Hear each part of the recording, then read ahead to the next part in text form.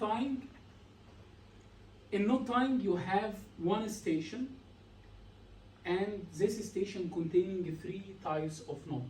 Reef knot, figure of 8 knot, tying at a depth. Okay? So don't worry, it's will not take more than 9 minutes. So don't worry, it's easy one. You have no patient, and you have just to put your non-sterile gloves, and you select the proper suture material. So we have here suture material, okay, and shoelace, okay.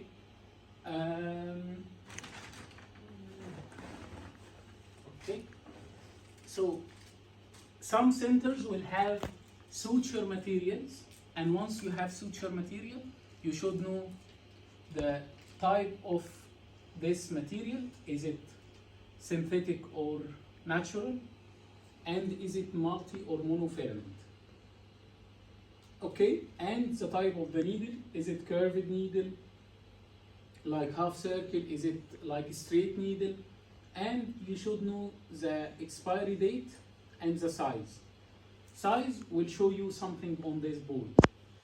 Okay, so in the exam, tying at a depth and figure of 8 and reef knot is one station. First, reef knot. In reef knot, you need non-absorbable multifilament. Non-absorbable multifilament. Like what?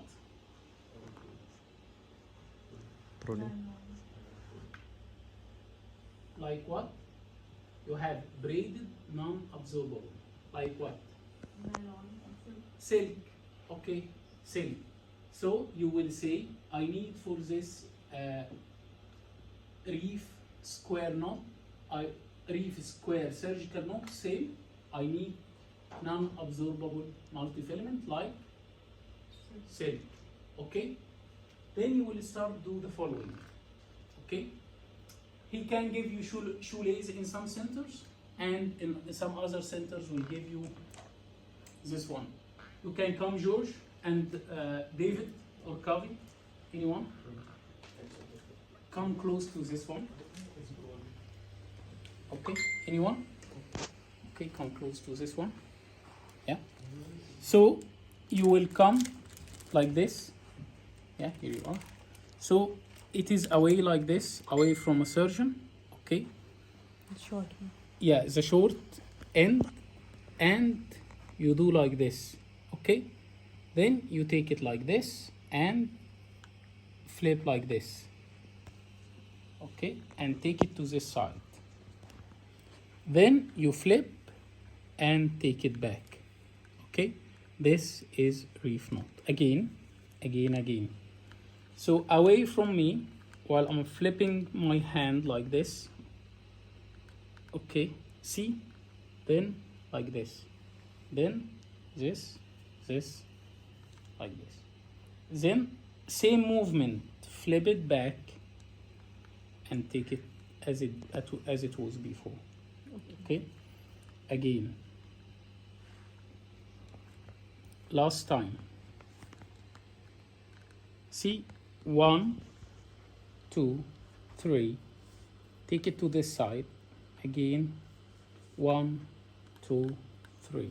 Take it as it was before. Easy. Some people will say, we'll do it double-handed, we'll do it with our right hand. We are an experienced consultant, and it's up to you. I don't know. I'm just basic surgical skills like this. Okay, this is Edinburgh video. I will show you in the video. 1 minute. You can approach this video if you want.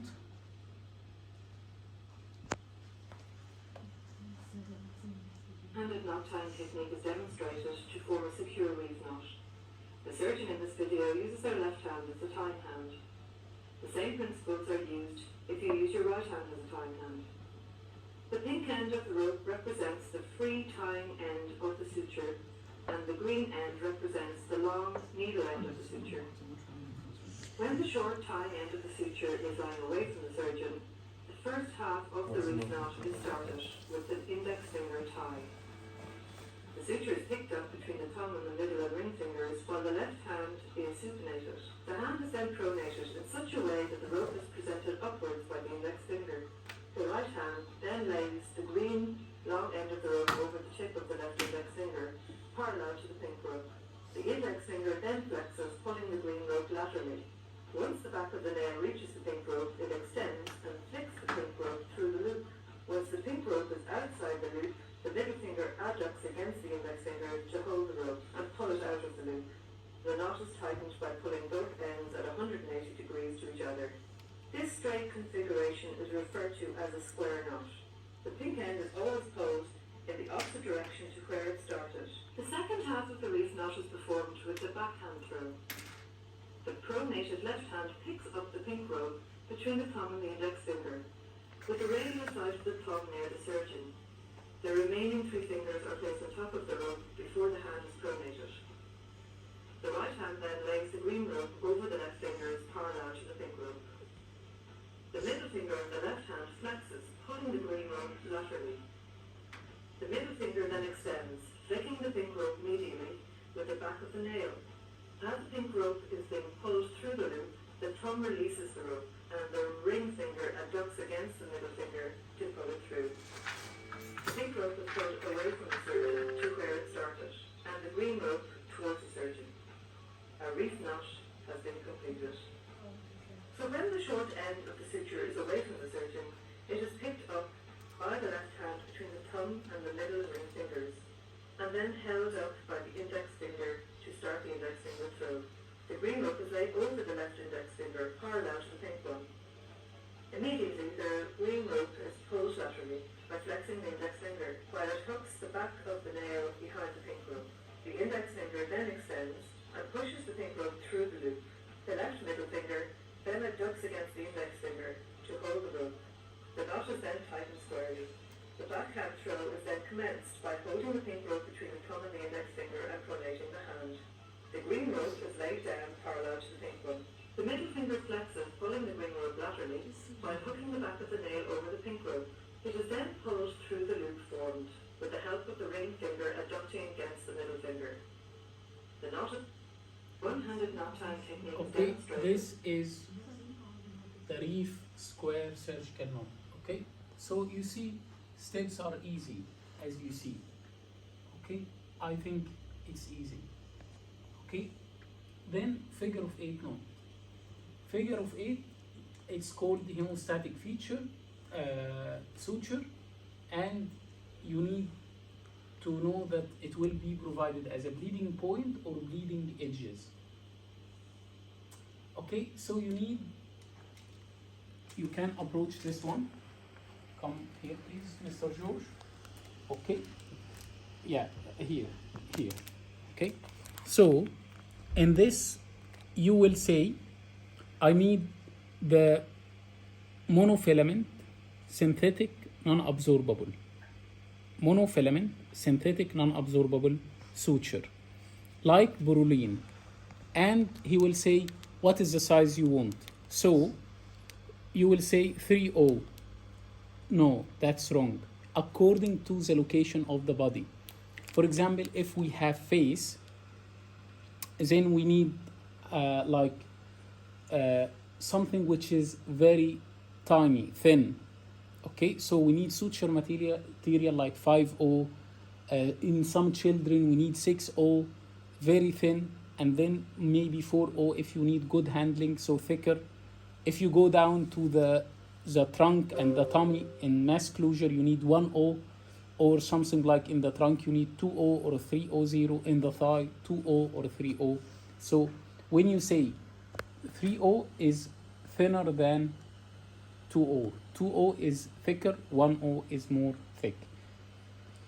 Okay, like loop BDS, in mass closure of the abdomen, very thick. Okay, so, and I will check also the expiry date. So, polyproline or proline suture is synthetic monofilament non-absorbable. 3/0 Bruline. And I will look at the expiry date, please. Okay, and when you open it, be here. Okay, when you open it, he will open it, he will help you. Your examiner is your nurse. Don't say, oh sir, no, you are not my nurse. No, don't say that. And at the same time, don't be rude and tell him, please come, bring this. Okay, try to be like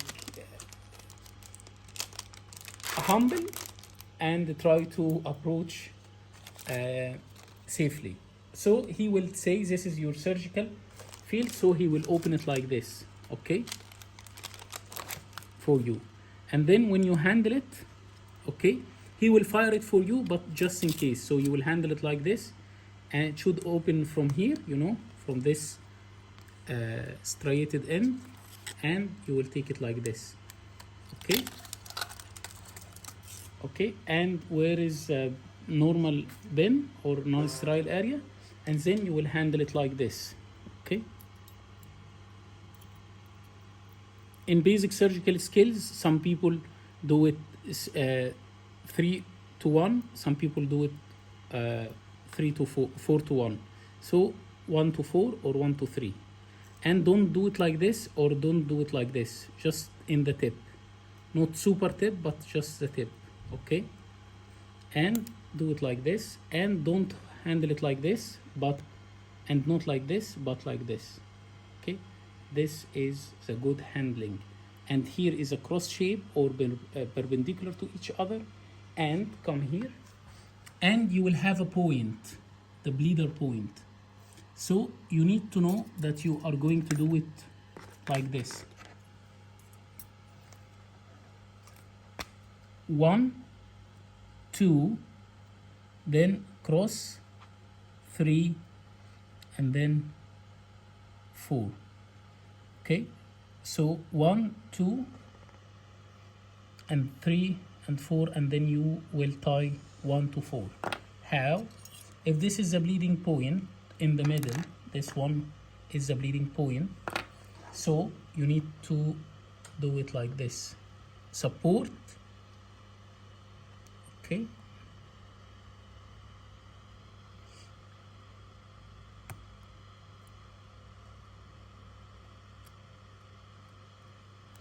okay,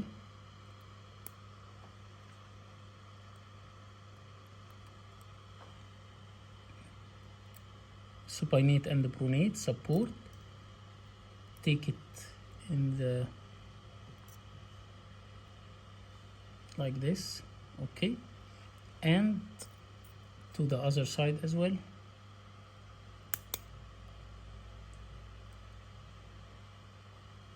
and cross like this and put it here, and same.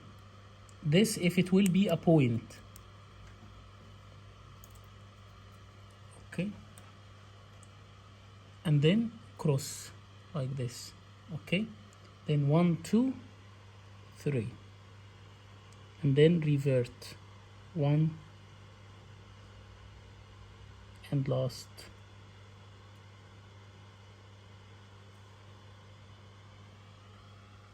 and last one, okay, like this. I took it too far, so you can avoid this. We need scissors, not this one, but that's not okay, but I will just, okay. And when you return any sharp thing, not scissors of course, you need to have to say I need sharpen, okay. So like this, you can leave it and grab it like this, and then adjust it like this, okay. If it is a bleeding point like this, it's easy. You need to take it step by step, perpendicular, and then take it edge by edge, come back, and support, come back, good grip of the skin, go out, then go to the other side like this, here, go out. Some people use tooth forceps. I know some people use non-tooth forceps. It's okay. Okay, then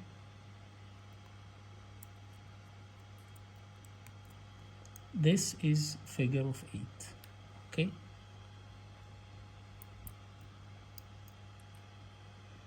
so you need to leave the needle in the middle of the field. You need to be safe. Okay, so you take it like this, very slowly. Some people save the needle, like some people put on the needle like needle holder, but we don't have time for this, so just do it like this, and then you take it like this to the other side, and one last more time. Okay, and then scissors, please, suture scissors. Okay, and you can ask him to bring suture scissors, please. And while you are doing it, you are going to finish. Where is the sharp pen? Yellow sharp pen, please. Okay, I need to put this sharps back, yellow sharp pen in. Okay.